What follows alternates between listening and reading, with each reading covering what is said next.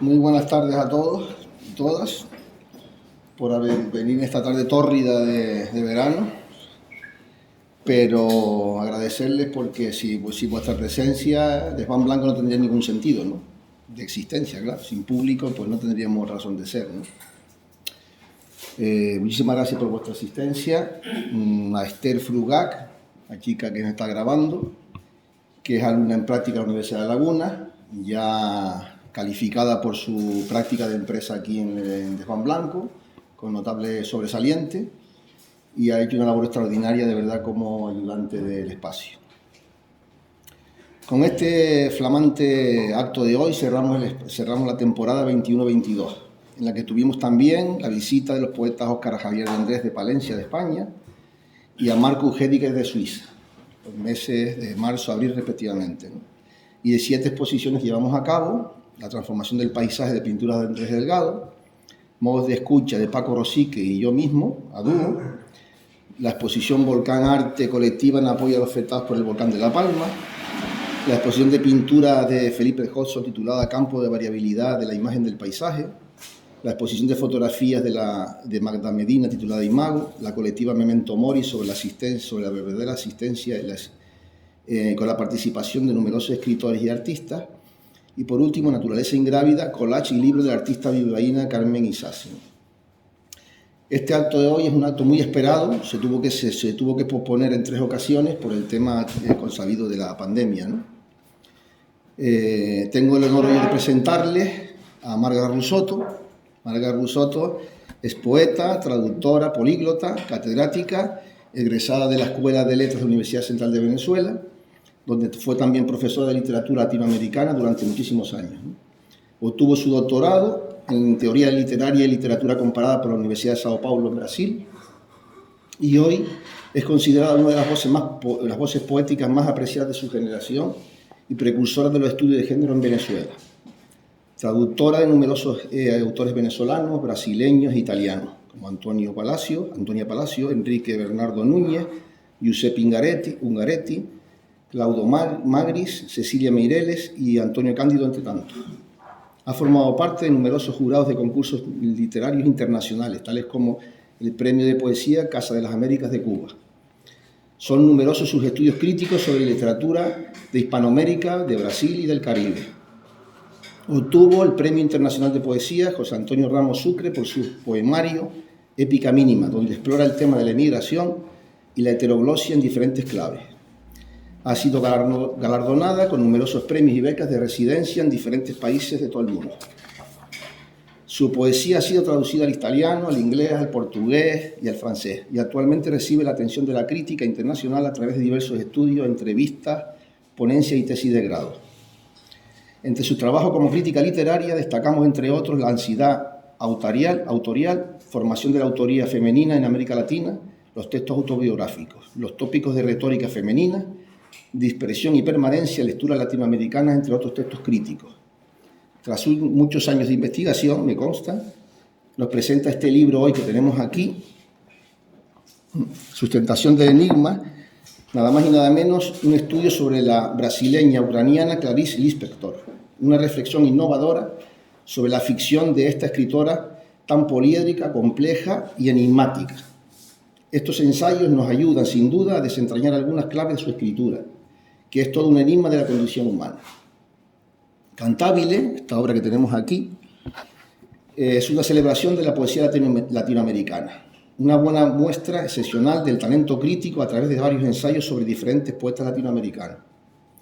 En su contraportada se plantea una pregunta a los lectores: ¿puede ser la poesía una experiencia totalizadora que abarca todas las dimensiones del humano en lo individual y colectivo?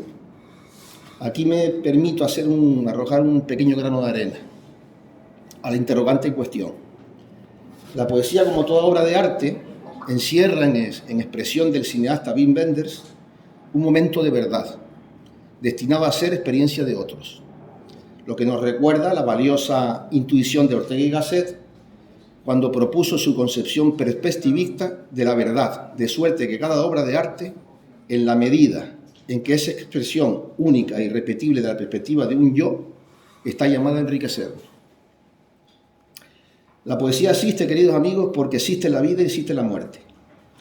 Ya nos lo advirtió Gamoneda cuando escribió aquello de venimos de la inexistencia y hacia ella nos dirigimos, de forma inexorable. Márgara en su poesía recrea la realidad, naturalmente su realidad que es individual.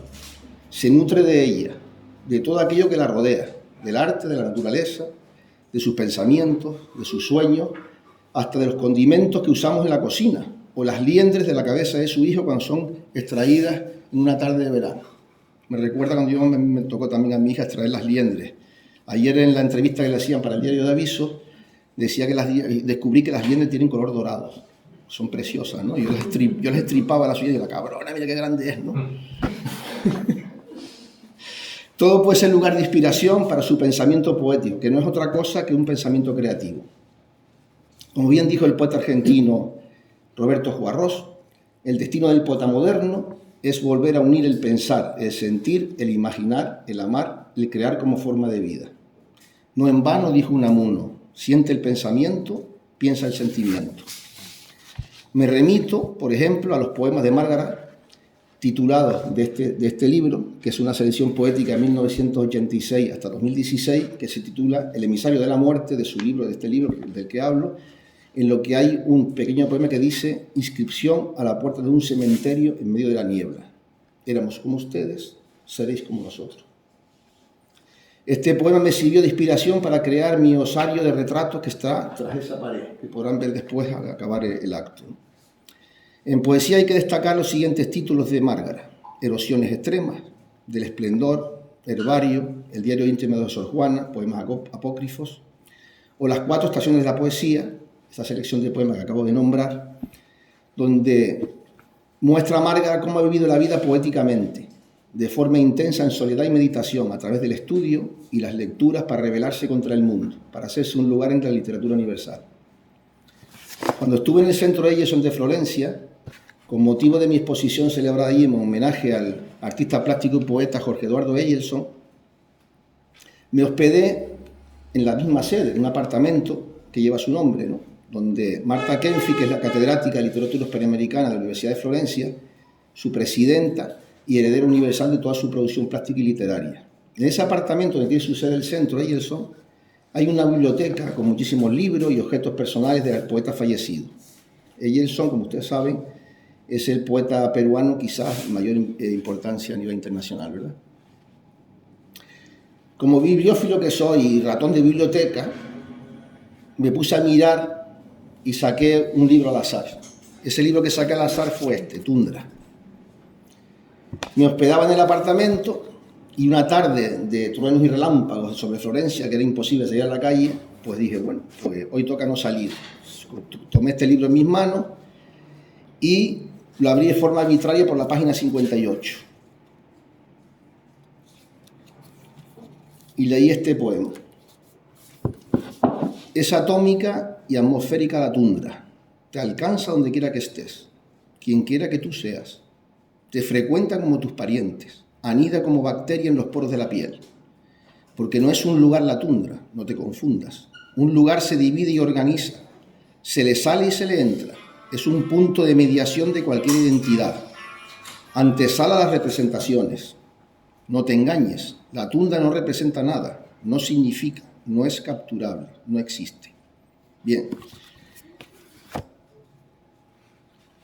Este poema me atrapó de tal manera que no pude dejar de leer todo y acabé con el libro, ¿no? Desde aquel descubrimiento, todos los años leo a mis alumnos este poema para introducirles los conceptos de espacio y vacío en la configuración del volumen, para hacerles ver que la poética del espacio de Bachelard anida en la literatura y el arte y en concreto en la escultura. Tengo que decir que algunos alumnos se quedaron y algunas alumnas se quedaron patidifusos, ¿no? Y les encargué que al día siguiente, la lectura se tuvo que leer 3 veces, que al día siguiente se llevaran a casa y reflexionaran sobre el poema en cuestión. Les dije, se lo llevan a casa y lo leen 10 veces si hace falta, y mañana me traen una propuesta en torno al volumen, el espacio y el vacío. Uno me trajo un Tupperware con una cucaracha dentro, viva. Y me dice, profe, esto es el hombre perdido en la tundra, el concepto de vacío, ¿no? Y el otro me trajo una Virgen de Candelaria enmarcada en un marco blanco de yeso y decía: es la eternidad. Yo dije, no sé si suspenderle, aprobarle o decir qué genios son, ¿no? Bueno, en fin, la cuestión fue que me pidieron copia de todos los poemas, casi todos los alumnos, ¿no? Para trabajar sobre ellos, ¿no? O sea que para algo sirvió, ¿no?, aquel poema. Otro poemario suyo directamente relacionado con las artes plásticas es Laboratorio Lombrosiano, este hermoso libro que tenemos aquí, que está inspirado en una instalación de cabezas, de esas 4 cabezas forman parte de esa instalación, que titulé en su momento Laberinto de Pasiones, con prólogo de Amelia Gamoneda, en versión trilingüe, español, inglés e italiano. Lo editó la Universidad de Florencia en colaboración con el Centro de Yeso de Florencia. El éxito fue enorme porque la edición de 400 ejemplares se agotó y no llegó a las librerías, ¿verdad? De forma irónica aborda aquí Márgara en su poemario y yo en las cabezas el asunto de la eugenesia que proponía el médico y antropólogo italiano César Lombroso, cuyas teorías pretendían influir en la justicia y la psiquiatría, pues todo rasgo anormal suponía la eliminación de individuos que la ciencia convencional consideraba portadores de genes defectuosos o que no cumplen con los estándares genéticos y biológicos fijados.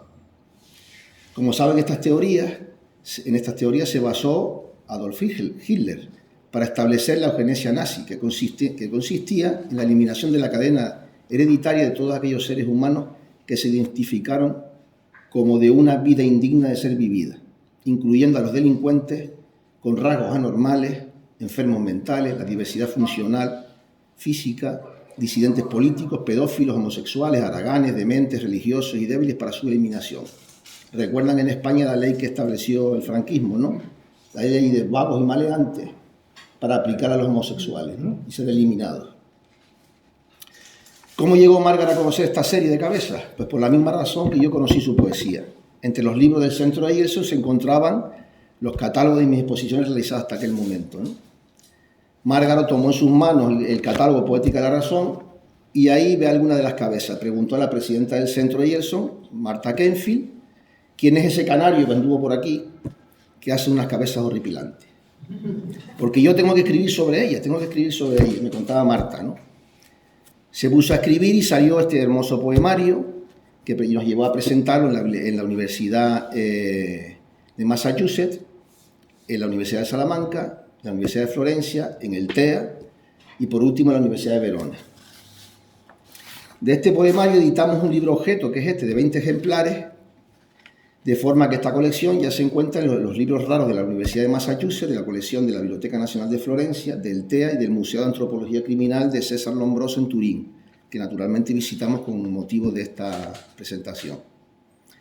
Y así el arte y la literatura nos unió en un maridaje que hasta día de hoy pues seguimos colaborando juntos y hemos acordado en estos días de muchas conversaciones que Desván Blanco reedite el Laboratorio Lombrosiano junto con el Bestiario Cósmico de Michele Mulas con poemas de Márgara y también el poemario Transparencia sobre obras de Elisa Lance. Otra faceta muy importante son los ensayos críticos sobre la relación arte y literatura. Producto de ese trabajo, Márgara ha presentado numerosos artículos en las prestigiosas revistas Guaraguao. Es una revista de cultura latinoamericana. Allí relata, por ejemplo, la fecundación de la poesía en mi propia obra, como nadie había hecho antes, y dice así: la obra de Román Hernández es una prueba irrefutable y una presencia profunda e intrincada que se teje tanto en las operaciones exfrásticas como en los meandros existenciales de la conciencia. Si ella se ha ocupado de realizar análisis exfrásticos sobre las obras de otros creadores, también su obra ha sido el germen de otras creaciones, como ha sido en mi caso y en mi caso y en todos otros creadores. Una retroalimentación continua entre poeta y artista plástico. Sobre poemas de Márgara Russotto, por ejemplo, han sido realizadas varias obras, como la de Luis Pérez Valero, música contemporánea, composición a capela del poema Caracas, 1958, que Márgara Russotto presentó en Nueva York en 2013. Mi propia obra escultórica titulada Más allá, donde brota el alma, se hace silencio, se inspira en un poema suyo titulado La pregunta. Ese poema se expuso conjuntamente con la obra en la exposición Cuestiones Ineludibles, una poética del silencio, que se celebró en La Laguna, en el Exconvento Santo Domingo, en el año 2015. También de su obra Herbario hubo una presentación teatral entre Márgara y Anabel Aguilar en el Teatro UBU y el Instituto Cultural de México en San José de Costa Rica en el 2006. Y creo que me estoy extendiendo demasiado, por lo tanto la protagonista es aquí ella hoy, y creo que detenerse a la escucha es al final el mejor principio. Cedo la palabra a nuestra invitada y después habrá un turno de intervención para quien quiera preguntar o lo que quiera. Vale, muchísimas gracias por estar aquí.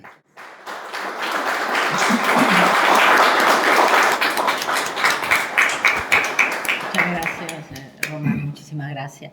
Lo único que se puede decir, una presentación como esa, ojalá yo me asemejara a esa presentación. Por favor. Dice, realmente muchas gracias. Muchísimas gracias por esta hermosísima invitación a este espacio tan particular, tan vital para el arte y la literatura también. Y muchísimas gracias sobre todo a todos ustedes por venir a este lugar en un clima tan caliente. Realmente me siento honrada y me siento muy, muy feliz de estar aquí, realmente. Muchísimas gracias, ante todo, por esta presentación, por tu hospitalidad, por todos ustedes. Realmente, gracias. El problema es qué vamos a hacer ahora.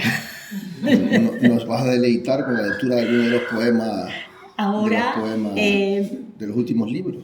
Sí, es decir, hay una producción muy, muy amplia, ¿verdad? El tiempo lo ha permitido, y es casi imposible hablar de la identidad de cada libro, de qué es lo que propone, ¿verdad? Entonces yo propongo como dos momentos, no sé qué te parece, de leer algunos poemas de la última antología, que es la que se publicó bilingüe en portugués en Porto, en Portugal, que se llama Las 4 estaciones de la poesía, ¿no? Y que un poco es una antología, pero también tiene una antología de los otros libros publicados, pero también tiene algunas cosas nuevas, ¿no? Podemos dar... ¿Por qué se titula ese libro Las 4 estaciones de la poesía, no? Se titula así porque es un pequeño balance como del año, pero que el año como una analogía de la vida, ¿no? ¿Verdad? Estas 4 estaciones, están en todas las artes, ¿no? Vivaldi tiene las 4 estaciones, ¿verdad? Un día de esto, Román nos da 4 estaciones, seguro. Puede ser. Entonces, las 4 estaciones de la poesía es un intento de buscar, digamos, vertebrar diferentes poemas con este espíritu de las estaciones, ¿no? ¿Qué poemas puedo poner en invierno? ¿O cuáles son, qué poesías tienen que ver con el verano, ¿no? Esto fue un intento arbitrario, naturalmente, porque un poema puede caber en cualquier estación, ¿no? Los japoneses tienen un verso muy bonito que dice que en cualquier momento del otoño puede aparecer una primavera, ¿no? En el sentido de que en cualquier momento de la decadencia, digamos, ¿no? Se renace, ¿no? Por ejemplo. Entonces es una antología arbitraria, es una antología que puede significar un balance de la vida o de la producción. Entonces propongo leerles algunos de estos poemas, de estas estaciones de vida o de poesía, y a ver qué salió de ahí, ¿no? Por ejemplo, empecemos por Empecemos por ejemplo, por uno muy breve, que es nuevo y que pertenece a la estación de la primavera. Es un poema breve que puede empezar por este que se llama Utilidad de este oficio. Tiene apenas 4 versos, ¿no? Utilidad de este oficio. Educar para la resistencia. Descubrir el carácter ilusorio de cualquier indicio. ¿Verdad? Es un poema sobre la poesía, ¿no? Todo es mentira un poco, ¿no? No podemos confiar en nada. Pero luego, en la atmósfera de nuevo, por ejemplo, de la primavera, de este aire, de este sentir en la piel, hay uno que se llama En los pueblos de mar. En los pueblos de mar todo es aprehensión pura. Oh, el equilibrio de palmeras suspendidas por un hilo de luz. Oh, flujo aceitado del Caribe. Imparable, me sigue jubiloso en la frente. Se enreda con algas en las cabelleras. Hablo por él. Ruedo hacia él. Como esa piedra oscura movida por las olas. Me devora y me vomita.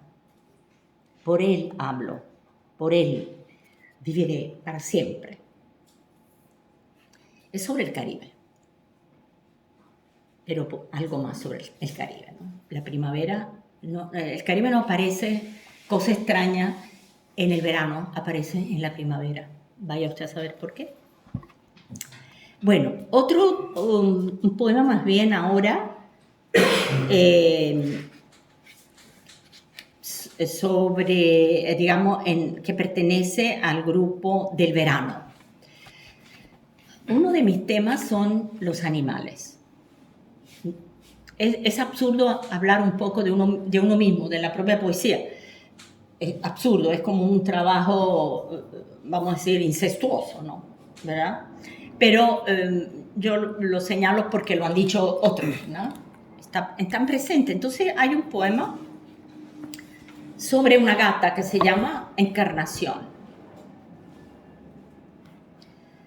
Y se titula así, Para la gata Encarnación. Era la gata de una amiga que se llamaba exactamente Encarnación.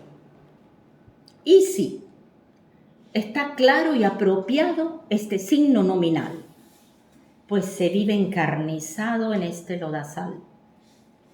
Pero fíjate que si un grillo salta en ramo de pino, se encarna. Semillas heredadas de la abuela, encarnadas en aromas, se revelan. Y una gata perdida sugiere encarnaciones duras y encarnaciones leves. Todo se va a otra parte para libremente encarnarse. Continuar lo interrumpido, recomenzar el amor, el error, el olvido. Yo misma, si me descuido, encarnada quedo en el nido de tus brazos como en la tibieza de un abrigo. Pero fíjate que en el modo en que te nombro se encarna la dulzura de una encarnizada aurora. Sin edad me miro, encarnada en espejos, libros, grabados, partituras. Vengo de lejanas especies, soy como tú, pura encarnadura.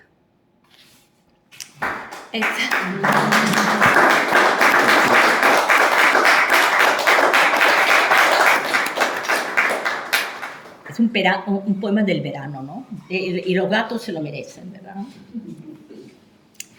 Hay un poco de humor también, un poco de juego, ¿no? Que nunca hay que perder, ¿no? Veamos otro poema desde el área de... Voy a leer un poema de las cabezas. Sí, del laboratorio. Del laboratorio Lombrosiano. Me gusta muchísimo el devorador de cabeza. ¿Te gusta el devorador de cabeza? Sí, vamos a leer ese entonces. El antropólogo antropófago. Sí, estudiar la literatura brasileña le da a uno, digamos, un placer. Nosotros con la tradición hispánica somos dramáticos, siempre. Nosotros sufrimos muchísimo, todo el tiempo. Y la poesía es gran sufrimiento. Cuando uno escucha la tradición, por ejemplo, brasileña, no es que no hay sufrimiento, claro, pero hay toda una tradición de lo que ellos llaman la poesía piada, que quiere decir poesía humorística, donde te hace disfrutar, la poesía te hace reír, ¿no? Y eso también, ¿no? Entonces, déjame leerlo yo, me encanta. Muy bien. Que es la cabeza aquella que está en la esquina. Eso. Dedicado a esa cabeza. Exacto. Y hay un poco de humor también, claro, en esta, ¿no? Antropólogo, antropófago. Devorando indios, analfabetas, iletrados y toscos informantes se han inflamado mis pupilas gustativas. Oh vicio incontenible, oh infernal precipitación. Un último bocado, por favor. Es una cosa... hay antropólogos así, ¿eh? Sí. Lombroso. Y Lombroso fue uno de esos. Pero hay otros, por ejemplo, el Morbidezza. Sí, ese es muy bueno. Morbidezza, que es... ¿No lo tienes acá? A ver si cuál es Morbidezza. No. Es una de las pocas caras serenas, una de las pocas cabezas de esa colección, que es como calmada. A ver si lo encuentras ahí. Ahí está. Ya lo vi. Sí, está ahí. Es esta. La segunda por la izquierda. Esa, Morbidezza. Morbidezza es una palabra italiana que quiere decir suavidad, ¿no? Pero es una palabra engañosa porque en español significa dos cosas. Significa suavidad, mórbido, pero también significa otra cosa, significa mórbido, ¿no? Es decir, grotesco, ¿no? Retorcido, ¿no? ¿Verdad? Entonces está aquí en italiano, morbidezza, solamente suavidad. Y es la cabeza la única, creo, que una cabeza como serena, que no asusta a la gente, ¿no? Todas las demás asustan. Y entonces dice así, y este poema, al verano. Un azul cantabile invade el aire, un clima benigno sin convulsa agitación interior. Sedoso y acariciable el silencio se extiende como una pradera desde lejos. Ilusión de permanencia se ha cristalizado en el barro, apenas sugerida por el arco de las cejas. ¿Hablará algún día? ¿Dirá que es polvo enamorado? Y nada. Por ahora calla. El retrato del artista en reposo calla. Tenía los ojos cerrados, esa cabeza. Secretísima ciencia, que es el título de una sobre este es muy bueno. Ese es bueno. Bueno, vamos a entrar en otro universo. Digamos que una de las cosas maravillosas que ocurre en la interacción entre las artes es que te abren mundos. Por ejemplo, obviamente, me parece que la muerte es un tema brutal, ¿verdad? Es un tema para la poesía, pero a mí me la comunicó mucho la obra de Román. Realmente creo que la obra de Román trabaja sobre ese tema de todas las formas, de todos los colores, de todas las posibilidades. Entonces, no sé si está presente en una serie de poemas que se llaman El emisario de la muerte, las apariciones de la muerte. Entonces voy a leer uno de esas apariciones de la muerte en el número 3, que yo siento que está muy vinculado al tema de la muerte, a tu propio trabajo y al trabajo de tantas otros artistas, ¿no? Entonces, aparición del emisario de la muerte. En el centro de la sala, está él de nuevo como si fuera otro. Se ha descalzado gentilmente, sin pena de mostrar la tersura de un talón. Las alas hoy están recién lavadas y brillan como sedas de oriente a contraluz. 1000 frascos de vainilla de Martinica se van derrumbando desde lo alto de las torres. Ráfagas de miel de acacia trae el viento.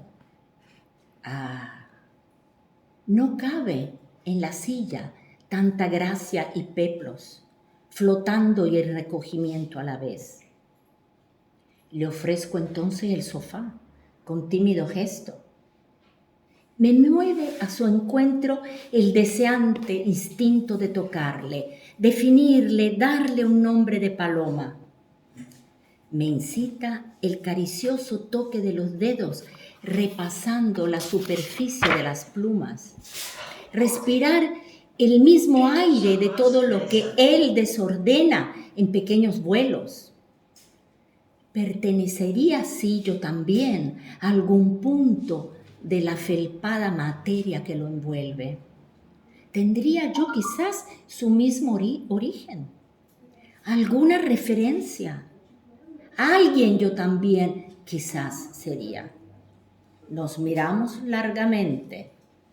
Desde el comienzo de los tiempos nos estamos mirando, mientras fijo revolver una sopa de lentejas. Suya soy, mía eres, tuya. Esa es la muerte, ¿no? Esa es la muerte. Ok, terminemos con las estaciones, con el invierno, que es un poco el fin del periodo, donde está justamente el poema que tú mencionaste, el de la inscripción a la puerta de un cementerio en medio de la niebla, que son 2 versos nada más, y que se titula, que dice, éramos como ustedes, seréis como nosotros. Bueno, pero hay un poema medio breve que se llama Lo sutil no puede, porque creo que hay también poemas sobre el arte, sobre la poesía, que sería este caso, ¿no? Dice, lo sutil no puede ser buscado, y mientras más insistes, más retrocedes. Pero existe una gracia repentina en que lo inerte danza y cobra vida, y sin ninguna intención entrega un sentido de azar y suficiencia.